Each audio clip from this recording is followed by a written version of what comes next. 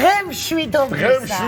მოგესალმებით. სიმართლე გითხრათ მომენატრე ჩვენი მაყურებლები. ბეთნი შენც მომენატრე, შენც მომენატრე. ნუ მოკლედ რა კარგია რომ დღეს ყველანი ერთად ვართ. ვაიმე მე უფრო მომენატრე ნატო ახლოს მოდი ახლოს სასურათად ჩაგვასურათებ. ოჩა ჩვენ ოჩა. ისე იგი აი ესეთი სიყვარულით სავსე და ბედნიერ დღეს გისურვ. აბა რა, ყველაზე მთავარი რაც მინდა გითხრათ ჩემო ძვირფასებო. დღეს საოცარი სტუმრები გვყავს. 27-28 თებერვალს სომხეთში ჩვენს მოძმე სომხებთან დედაქალაქ ერევანში გაიმართა Armenian Federation of Mixed Fights რიგით მე-14 ტურნირი. ამ ღონისძიებაში მონაწილეობდნენ ქართველი ბავშვები. Warriors თბილისიდან. სულ 27 ბავშვი იყო. ნახეთ რა მაგარი შედეგი გვაქვს.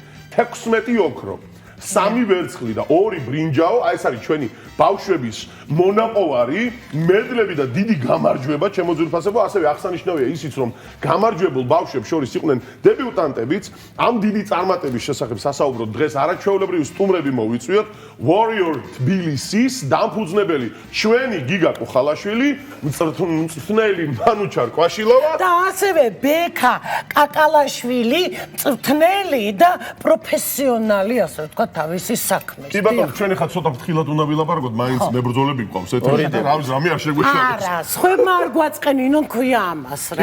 სხვებმა არ გვაწყენინონ. მოდი ჩვენთან ძმებო, თქვენი ჭირიმე.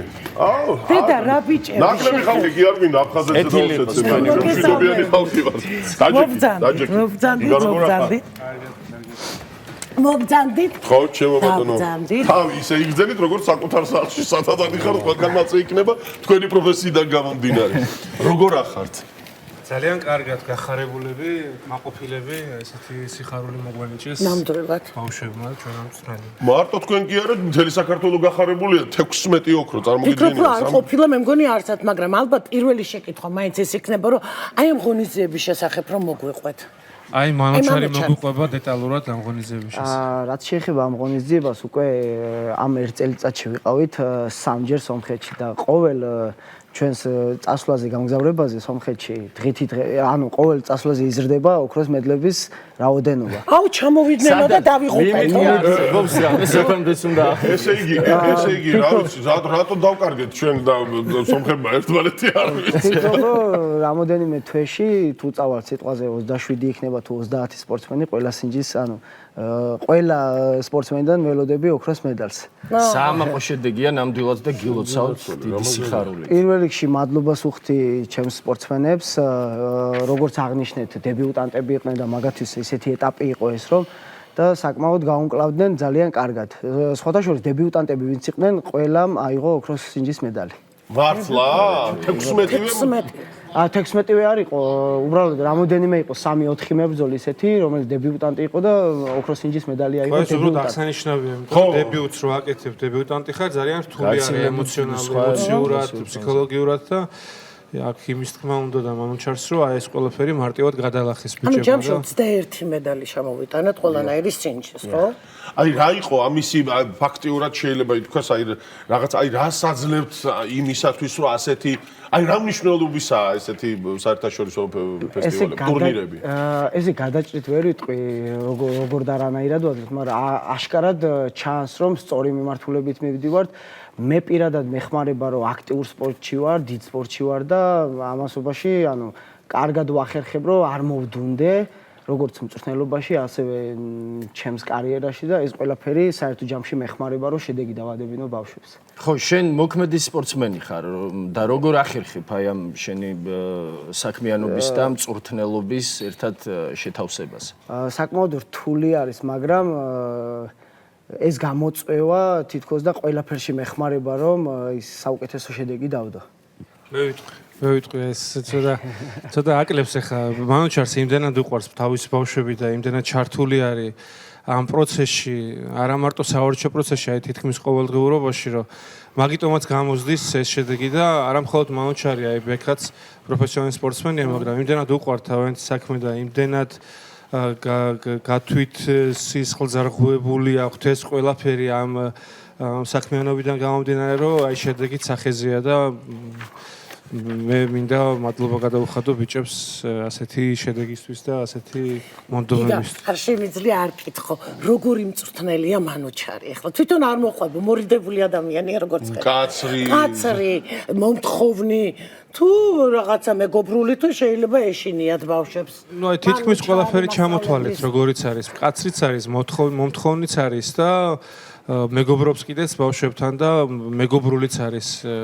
მე რა ვაკვირდები ვარჯიშის პროცესს ყველა ეს თვისება ახასიათებს მანუჩარს. ამასთან ერთად ვარჯიშის ბოლოს ყველანი ერთად იკრიბებიან, სხდებიან, საუბრობენ, როგორ სწავლობენ სკოლაში, ვის რა პრობლემა აქვს, რა საკითხი არის გადასაწყვეტი, ყველაფერში გვერდით უდგანან ერთმანეთს და როგორც ერთი დიდი ოჯახი მე აქ რამდენჯერმე ყოფილი ვარ თქვენთან ეთერში და არაერთხელ მithქვამს, რომ ეს კი ინდივიდუალური სპორტია, მაგრამ ამის მიუხედავად ეს მაინც გუნდური სპორტია და ეს უმთავრესია და ზუსტად ეს გუნდურობა არის ის, რომ ესეთ შედეგების დადებაში გვეხმარება. გიგა 16 ოქროს медали და ამდენი მედლები. ესეთი შედეგი სხვა სპორტში მე მგონი არ ვიცი, არ გაგვიგია. ელოდით ესეთ შედეგს. წარმომიდგენია რა სიამაყით იყავით სავსე და რა სიამაყით დაბრუნდით საქართველოში. მე შედეგს სულ ველოდები.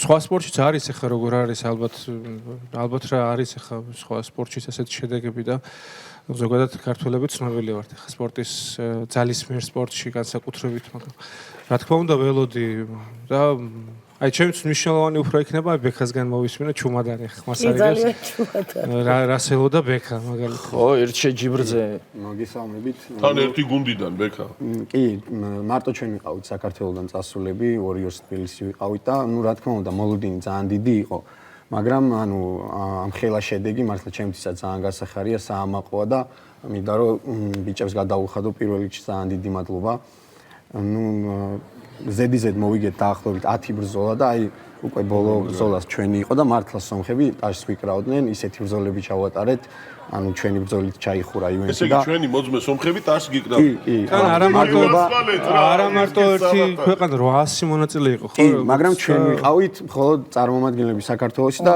იყვნენ თურქეთიდან აზერბაიჯანიდან სომხეთიდან ირანიდან და ნუ ევროპის ქვეყნებიდანაც რუსეთიდანაც იყვნენ ჩამოსულები უკრაინიდანაც და ну ყველა ანუ ჩვენ ვიყავით ისე ვთქვათ გამორჩეული ასპარეზზე რა ანუ საამაყო არის ეს ყველაფერი ბიჭებო აი სამივეს მინდა გკითხოთ აი აქ სპორტში მოდის ბავშვი შეიძლება იყოს აი მაშინ ვეთყობა რომ ამბობენ კოჭებში რომ ნიჭიერია აქ მონაცემები თუ შეიძლება არა აქ ჯერ მონაცემები მაგრამ ძალიან დიდი შრომა ჭირდება აი რა ჭირდება აი ამ სპორტს პირველ რიგში ვიტყოდი რომ შრომის მოყარეობა არის ну აუცილებელი კი ნიჭი კარგი არის მაგრამ შრომის მოყარეობა ყველაფერს წონის ნუ ჩემი შეხედულება ასეთია და როცა ვხედავ რომ ბიჭი მოდის მოსწავლე ვარჯიშებს არაცდენს თავდაუზოგავად შრომობს ვიცი რომ ნუ ეგ წარმატების გარანტია და ნუ ნიჭი სასურველია მაგრამ შრომა პირველია რა ჩემი აზრით როგორი იყო აი სამზადისი რამაც აი ესეთი мотиваცია მოგცათ რომ აი ესეთი შედეგი დადეთ პირველ რიგში თავდაუზოგავი შრომა ვარჯიშზე ბოლომდე დახარჯვა და არც ერთ შემთხვევაში არ ვაცნენდით ვარჯიშებს. ვეხმარებოდით ერთმანეთს ფსიქოლოგიურად, მენტალურად გვერდში ვედექით და შრომობდით ერთად. დღის წესრიგი. დიახ, აი დღის წესრიგი როგორია? აი დილა მაგალითად, მე ვიცი რომ ეს ძალისმიერი სპორტი დილიდან ღამემდე მოითხოვს შრომას, ეს გასაგებია, მაგრამ აი ვთქვათ, იგივე კვებასთან მიმართებ, კვება ხოვდები ახლა მე რომ არ გვინდა ხა კვებაზე და ახასნება. აი დღის წესრიგი როგორია? რომ ბავშვმა ისე გაკაჟდეს როგორც ქართულ სეკადრებად. აუცილებელია პირველ რიგში დავიწყებ სწორი კვება, კი, ძილი თავის დროზე. დაძინება თავის დროზე გაგვიწება მით უმეტეს ბავშვებისთვის, რომ სწორად განვითარდეს მათი სხეული, მათი გონება და ასე შემდეგ. სპორტშიც ეს ერთ-ერთი მთავარი ფაქტორია და ყოველთვის ვაკონტროლებთ, ვცდილობთ მე და მანუჩარი და გიგა რომ ბავშვებმა გავაკონტროლოთ, რომ ბავშვებმა სწორად იკვებონ, სწორად იცხოვრონ, სწორი წესით დროულად დაიძინონ, გაიგრძნონ და ასე შემდეგ. მოკლედ ვცდილობთ რომ მაქსიმალურად რეჟიმში იყვნენ. აი შეჯიბრზე გასვლის წინ აი რომელია ისეთი რომელსაც უფრო მეტი мотиваცია ჭირდებოდა. აი რა ნუ ეს უფრო რაღაცა შიში და სტრესი არის. აი ან რა ხო რა როგორი ფორმით აძლევთ ამ სტიმულს რა ხო ნერვიულობს ამ დროს. ბიჭო არ შეგეშინდეს თუ ნუ გეშინია თან ბავშვია აქ. თან ბავშვი არის მე მინახია კიდეც რომ უდაგუნებენ ერთმანეთს მიტი რა სხვადასხვა მოტივაცია ჭირდება. რაც შეეხება აი, როგორი ჭირდება. იმის მაგალითად ესე мотиваცია რაც მე გამომევლია და რა გამოცდილებაც მაქვს ყველაფერი მაგას ვაერთებ და მაგის შესახებ ველაპარაკები რომ ამისთვის ადვილი იყოს მაგალითად ეხლა ყველაფერს ვერ ჩამოვთვლი იმიტომ რომ ძალიან ბევრი გამოგვივლია მე ბექას და გიგას და პროფესიონალ მებრძოლს და ამას ერთად ვაერთებ და რომ შეუმსუბუქოთ მაგალითად ის ნერვიულობა რაც ხდება შეჯიბრის წინ ზოგს შეიძლება არც ეძინოს წინაღამეს მაგრამ აღნიშნავ იმას რომ მწვრთნელობა უფრო რთული ყოფილა ვიდრე სპორტსმენობა მაგალითად იმიტომ რომ ესენი მაგალითად რო გადიან ხვალ მაგალითად შეჯიბრზე წინაღამეს საერთოდ არ ძინავს საერთოდ იმდენად ნერვიულობ იმიტომ რომ როცა მე მაგბრძოლა ჩემზე არის ბევრი რამე დამოკიდებული და პასუხისმგებლობა ჩემზე არის მაგრამ როცა ესენი გადიან შეჯიბრზე მაგ დროს უფრო მეტი პასუხისმგებლობა ამათია და ნერვიულობ რამე იქ შეცდომა არ დაუშვან და რასაც მე ვერ გამოვასწორებ გარკვეულწილად და ბავშვების დამოკიდებულებაც გულშემატკივრობაც საინტერესოა ალბათ როგორია როგორ გულშემატკივრობენ თანამონაწილეებიც როცა თქვენი ბრძვით ხო აი როგორ გულშემატკივრი მიდი მას მიდი მას აკვად სხვათა შორის ერთ-ერთი შეჯიბრი იყო სადღაც 4-5 თვის წინ მქონდა მე პირადად ბრძოლა და ეს პროფესიონალი ბრძოლები როცა ტარდება შემოღობილი არის არ შეუძლია შესვლა მაგრამ ეხაც კარგად მახსენდება ის რომ ბავშვები ვერ გააკავეს მანდ ვერ დაიჭეს იმდენად ახლოს მოდიოდნენ იმაზე რა ქვია ოქტაგონთან კი და ბოლოს უკვე ჩემი ბრძოლით რო დაიხურა ეს ერთიანად შემოვიდნენ ოქტაგონზე და მოკლედ ხელში ამიყვანეს რამხელა ბედნიერება და რამხელა სიამაყეა ძალიან მაგარია გიგა რომელი ბრძოლა იყო გამორჩეული დაძაბული აი რომელს გამოარჩევდი ახლა აი სომხეთში ან საყურებლად თუნდაც დაძაბულობით საინტერესო აი რომელი უფრო ყველა ბრძოლა დაძაბული არის ასე როცა ეს თაობა ახალი თაობა იბრძვის რთულია გამოარჩიო რომელიმე ბრძოლა იმიტომ რომ ყველა მნიშვნელოვანია ყველა ერთნაირად მნიშვნელოვანია და ყველა გადამწყვეტი არის ჩვენთვის იქიდან გამომდინარე რომ ბავშვები სხვანაირად აღიქომენ ამ თითოეულ თავიანთ ბრძოლას და ყველა ბრძოლა დაძაბულია და ყველა ერთნაირად მნიშვნელოვანია. ამიტომ ჩვენთვის თითოეული ბავშვი ყველაზე მნიშვნელოვანი არის. აი რამდენად მნიშვნელოვანია მწვრთნელი იყოს პროფესიონალი. აი ხო შეიძლება რომ ხო სპორტსმენი ან ამ დარგში შეიძლება რომ სხვანაირი мотиваცია მისცეს უბრალოდ სპორტსმენმა და ბავშვს მოქმედი წარმოიდგინე მწვრთნელები. კი ბატონო, ანუ მწვრთნელისთვის მარტო სპორტის სოდნა და სპორტში გარკვეულობა არ არის საკმარისი, აქ ძალიან ბევრი ფაქტორია, ბავშვებთან ურთიერთობა, ფსიქოლოგიური მომენტია და ანუ პროფესიონალიზმი მწვრთნელისთვის არის პირველი, იმიტომ რომ ამდენი ბავშვი გაბარია, ხო, მარტო ეს შენ თავზე არ არის, ამხელა პასუხისმგებლობა გაქვს და ну, ჩემი აზრით მაქსიმალურად უნდა გამოიჩინო პროფესიონალიზმი ბავშვთან მიდგომაში, უშუალოდ სპორტში და ну, ძალიან ბევრი ფაქტორია მოდგეთ რა. ძალიან მნიშვნელოვანია. იცით რა მაინტერესებს, რამდენად მოთხოვნადი და პოპულარული არის დღესდღეობით ბავშვებში თქვენი? დიახ, ანუ MMA როგორც სპორტი დღეს არის ყველაზე მზარდი, მსოფლიოში ყველაზე მზარდი სპორტია ბოლო 10 წლის განმავლობაში. სასწაულად გაიზარდა ამ სპორტის ცნობადობა და მადლობა ჩვენ ბიჭებს, სპორტსმენებს, UFC-ში ვინც არიან, მათი დამსახურებაა ჩემი აზრით დიდწილად და ძალიან იზრდება პოპულარობა რა, ანუ მათი დახმარებით და ყოველ როგორც აი ფეხბურთია ხო ძალიან ცნობილი სპორტი უკვე ალბათ ნელ-ნელა ვეწევით ბავშვების ფაქტიურად ერთ დონეზე ხართ მე მგონი. მიხარია ძალიან, ну ჯანსაღი ცხოვრების წესს ნერგავთ, ასე ვთქვათ და გასახარია ძალიან. ნამდვილად. ესე იგი, საქართველოშიც გქონდა ტურნირი, საქართველოს ჩემპიონატზეც გქონდა. საქართველოს ჩემპიონატი იყო, ხო? მე მგონია და თქვენი ხავთ. დიახ, საქართველოს ჩემპიონატი, სადაც ჩატარდა ევროპის შესარჩევი ტურნირი, ესე რომ დავარქვათ. ჩვენი დარბაზიდან მიიღო 4 საგზური ევროპის ჩემპიონატზე, მათ შორის იყო ერთი გოგონა. აი ეს კითხვა მქონდა, გოგოები თუ არიან საქართველოში, აი და აი ამ თაობაში. ჩემი მატარება мотиваცია როგორია? ადი გოგო თორე დაგაწიწნი წამწამებს ახლა ჩქარს. გოგოები თუ არიან? აი ბექას გადავცემ, რადგან ბექამ დაიწყო ეხლა გოგოების გოგონები, ну სამწუხაროდ ისე ხა რაოდენობაში ვერ ვითანაბრდებიან, მაგრამ ყავს ჩვენ რამდენიმე გოგონა მართლა გამორჩეული სპორტსმენები, აი როგორც ასაკი დაახლოებით რა? 15-16 წლის ასაკში. და რამდენად შემართებით არის? ძალიან. ეს მოხდა მაგათი. სულ ვიცეს ვარჯიშზე ხმა რომ ცოტა მოუკელი რომ ბიჭებთან რო სპარინგობენ, აი იმდენად ძლიერები არიან უკვე იმდენად წინ არიან სპორტშიო, ხანდახან მიწევს დამშვიდება რომ აი გაჩერდით ცოტა არადგინო. სხვათა შორის აი არ ვიცი რასთან არის დაკავშირებული, მაგრამ გოგოები ჩვენ სპორტში განსაკუთრებით ძალიან სასტიკები არიან.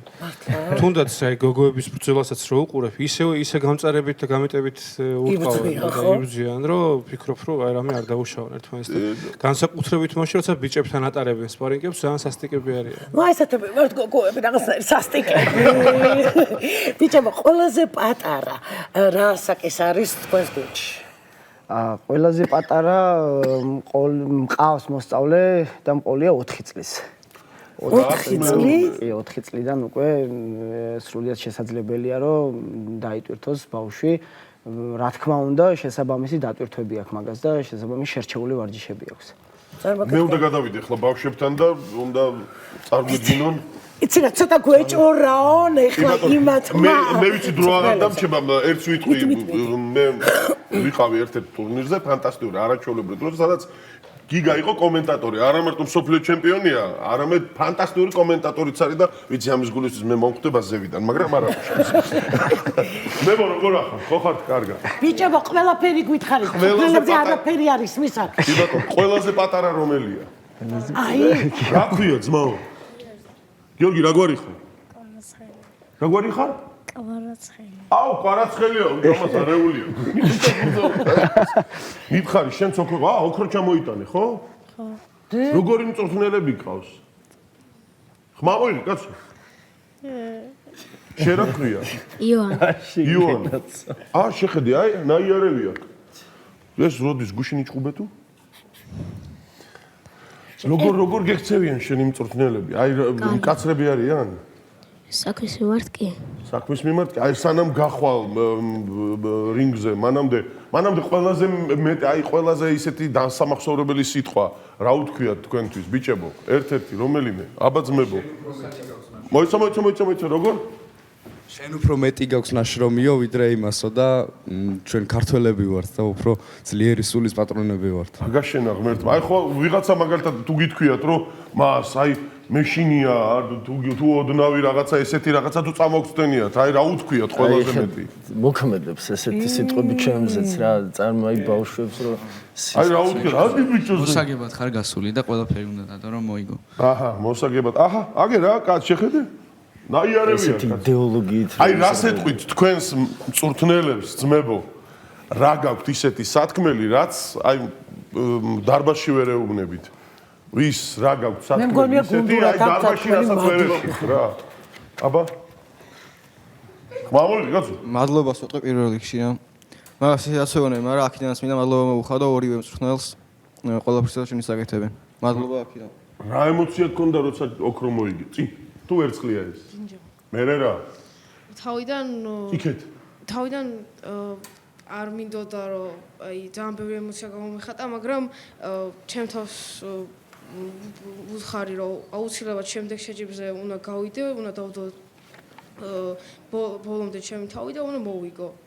და ძალიან ბევრი წვლილი მიუძღვის ამაში მანუჩარს და ძალიან დიდი მადლობა უნდა გადავხატო მანუჩარს რომ გამიყვანა შეჯიბრზე და ჩემი თავი დავანახა შორიდან. შენ გენაცვალე მე. აი ესა საქართველოს დროშა თუ გქონდათ რომელიმე საღებული? რომელს? ყველას გქონდათ. და აი რომ მოიგეთ თუ ააფრიალეთ მე. რინგზე თვითონ. რინგზე კი, რინგზე. ევროპის ჩემპიონატზეც მიდიხარ. ევროპაზე ხო. ეხლა ცოტა ხანში მექნება საქართველოს თუ მოვიგებ სოლიოზე გავდივარ და მაგის ვემზადებე ყველაზე მეტად. ევროპაზე რო გახვალ ხო საქართველოს დროშა? ევროპაზე უკვე ვიყავი. კიდე მიდის, კაცო, ხო მე ვიცი რომ მიდის კიდე. კიდე წავა კაცო, სადაც ბიჭებო, არ შემილია არ ვკითხო. აი მწვრთნელებსა ზედმეტი სახელები აქვთ, ხო ეხლა რაღაცა გავიგე, ჩაილაპარაკეთ ერთმანეთში. გაქვთ ხო ზედმეტი სახელები ალბათ. ყველაზე სასაცილო ზედმეტ სახელი რომელსაც საყვარლებია. აი მაგალითად მე რამაზას მეძახდნენ რაღაცა რამაზ რამიშვილი რო ვარ ვის ეძახიან ესეთ ნიკნეიმებს აუ იმას უკითხე რა აბა რომელს და თვითონ აბა შენ რას გეძახიან თოგექს. რასა თოგექს. თოკექს ეგ რას ნიშნავს ექს ანუ ბევრია და თორნიკე ქვია და როგორი ხარ ცოტაძე.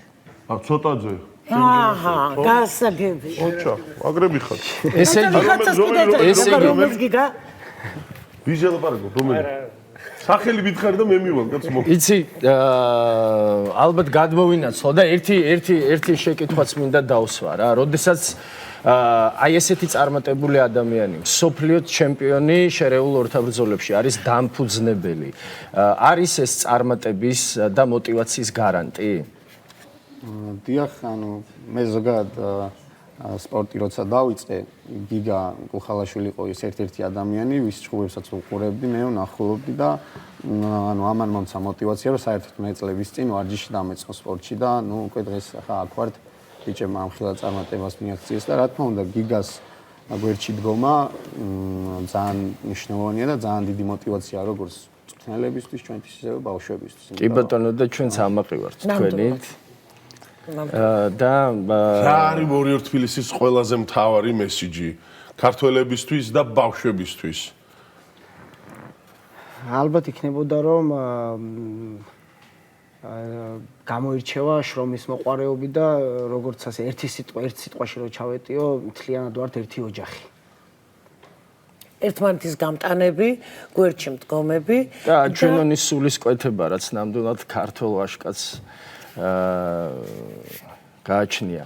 გიგა რას გამოიხატება თუნდაც აი ბიჭების мотиваციაში როგორ ამხნევებს მანუჩარი და ბექა ბიჭებს რა სიტყვებით ამხნევებს ეს არ არის უბრალოდ სიტყვები და ეს არის ის დამოკიდებულება და იმ პრინციპების და ხედვის გამოხატვა რაც თითოეულ ჩვენთანაც გაგვაჩნია რომ ჩვენ ქართველები ვართ, ერთნი ვართ, ოჯახი ვართ დასაკარგი არაფერია პირობითად მოიგებ, წააგებ, ისევ გვიყვარები, როგორც ახლა გვიყვარდი და ისევ ჩვენიანი იქნები. ამას არ აქვს მნიშვნელობა. თავარია რომ ბავშვებმა, ბიჭებმა და დიდებმა ჩადონ ის ყველაფერი, რაც მათ გააჩნიათ და დაიხარჯონ ბოლომდე.